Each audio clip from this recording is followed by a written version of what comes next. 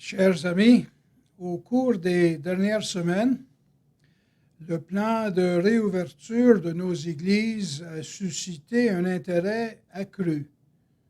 Il s'agit d'un intérêt et d'une préoccupation compréhensible, car l'accessibilité à l'Église et au culte est au cœur de notre foi. Quand nos églises rouvriront-elles?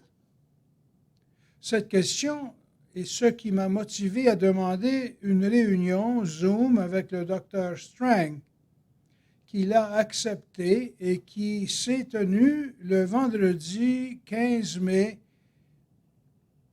Et à cette réunion ont été invités des chefs religieux d'autres confessions chrétiennes, ainsi que des représentants d'autres groupes religieux de notre communauté.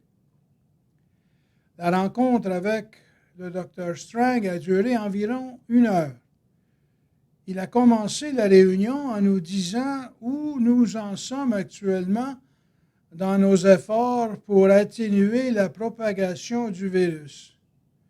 Et il nous a parlé de la perspective et de l'approche de la Nouvelle-Écosse concernant le COVID-19. Bien qu'il soit en communication constante avec ses homologues nationaux et provinciaux, l'approche de la Nouvelle-Écosse est particulière à la Nouvelle-Écosse et est différente de nos provinces voisines. Cela signifie que la Nouvelle-Écosse ne prévoit pas suivre les étapes prévues pour le rétablissement comme annoncé par nos provinces voisines.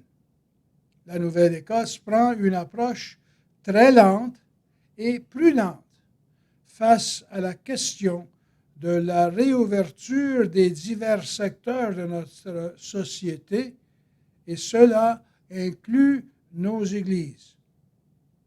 Il faut donc retenir le message que nos églises ne rouvriront pas rapidement et que nous ne devons pas nous attendre à un assouplissement des restrictions essentielles dans les médias et à court terme.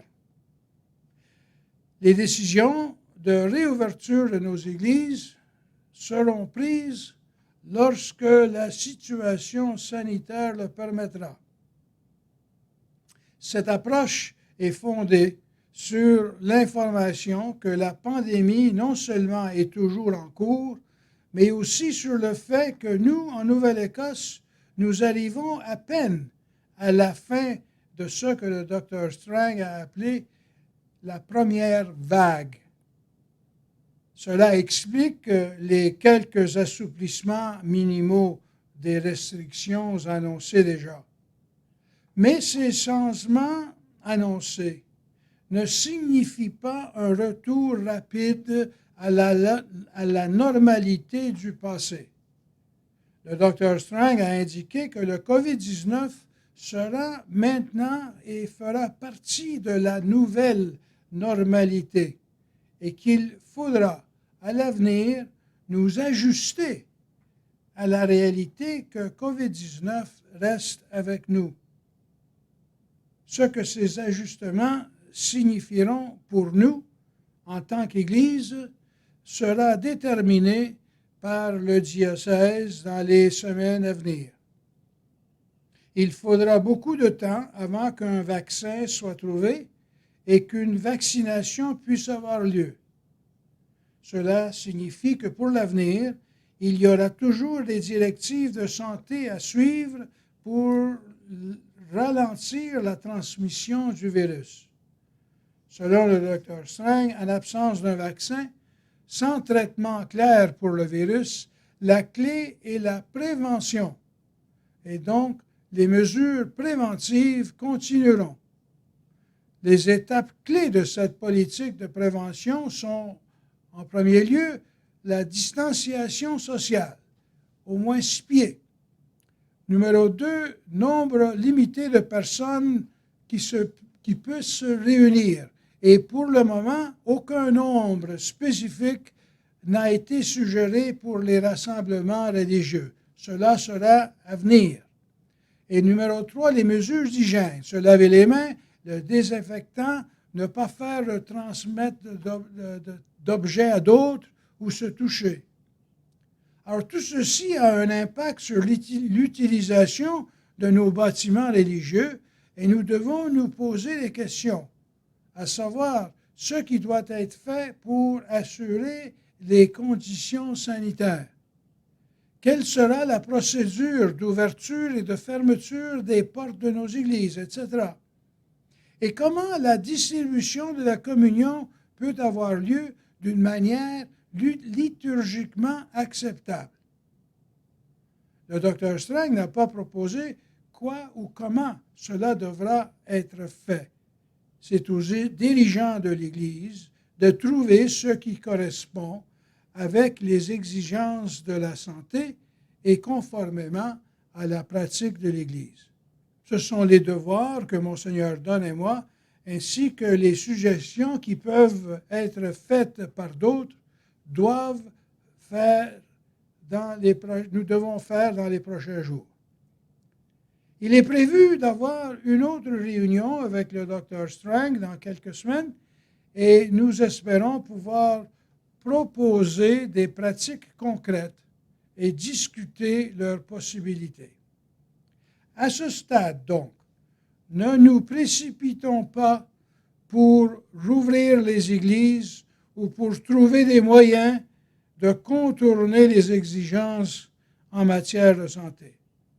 Notre tâche est de trouver l'équilibre entre notre mandat d'Église, de paroisse, de communauté et les normes imposées par les autorités de la santé afin d'enrayer la propagation du virus.